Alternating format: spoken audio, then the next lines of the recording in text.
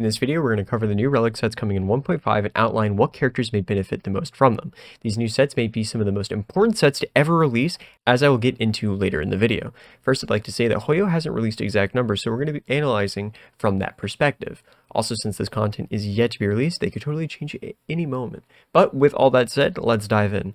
First and foremost, we need to look at what the sets are and what they do. In patch 1.5, we'll be receiving 2 new 4-piece sets and 2 new 2-piece sets. One will be farmable from the new Caverns of Corrosion, and another will be farmed from the Simulated Universe World 8. Starting off with the new Cavern set, we're going to be getting a dot set called Prisoner in Deep Confinement, and a follow-up attack set called the Ash Blazing Grand Duke. As for the new Simulated Universe sets, we're going to be getting a support set called the Pinacone Land of Dreams, which will give some bonus damage to allies of the same element. And the other set is Firmament Frontline Glamoth, which increases the damage of fast carries. To say the Caverns of Corrosion sets are not universal is being pretty honest, with the exception of the dot set, but that's a bit more nuanced and requires a specific team composition to really run, which we're going to touch on in just a moment.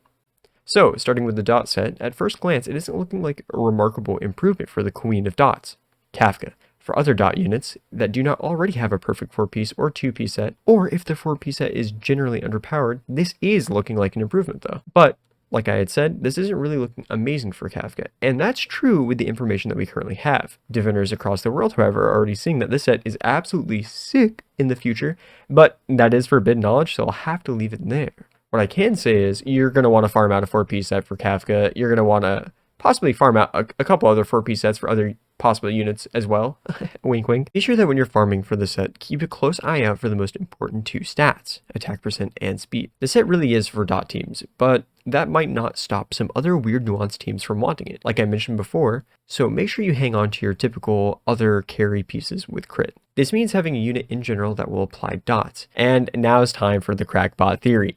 You could enable a carry in this set by running Kafka with her light cone and some sort of kind of supporting position. In this team, she's going to be her own enabler of damage with her own dots, as well as supplying the 4-piece set bonus for the carry unit. This is incredibly strange, and she kind of becomes a soft Pela type of support character, but she's also strong herself, so she's dealing damage and also getting the benefits.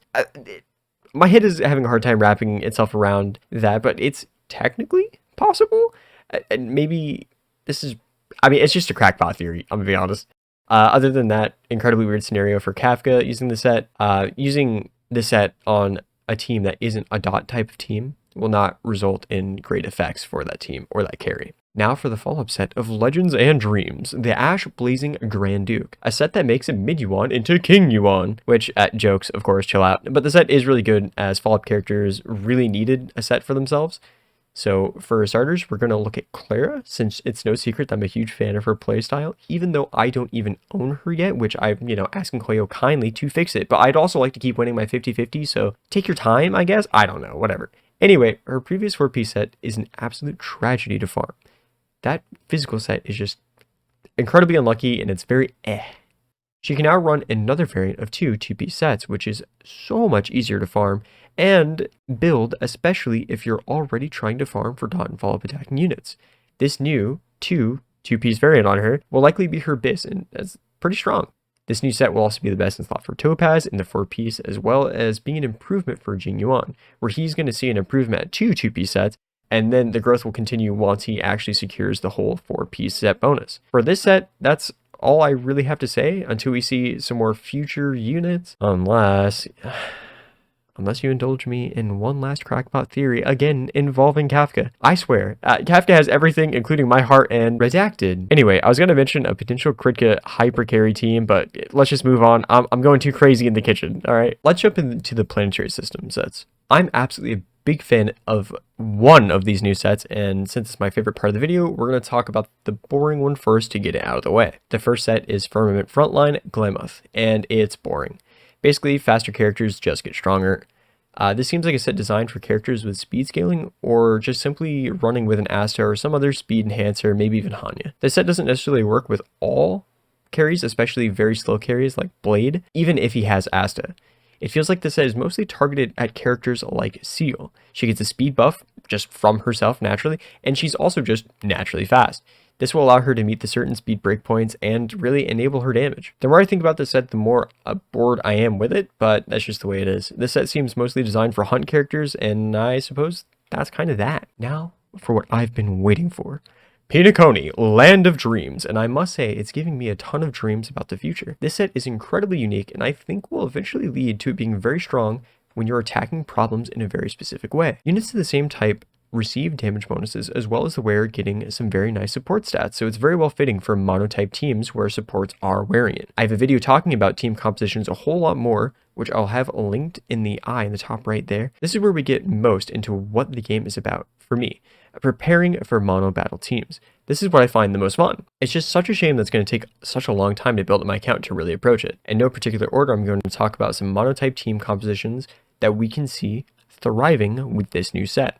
I'm going to list them in order from most meta / strongest, in my opinion, to weakest, and then give out some honorable mentions to some compositions that might be almost there, but not quite yet. So here we go. For Quantum, we have Seal, Fushuan, Quantum Bronya, and Silverwolf, and I will not be having any questions about this one, okay? So moving on. Imaginary, Daniel, Yukong, Belt Luocha, Ice, Jingliu, Ruan, Pela, Gepard, Fire, Himiko, Topaz, Asta, and Fire MC.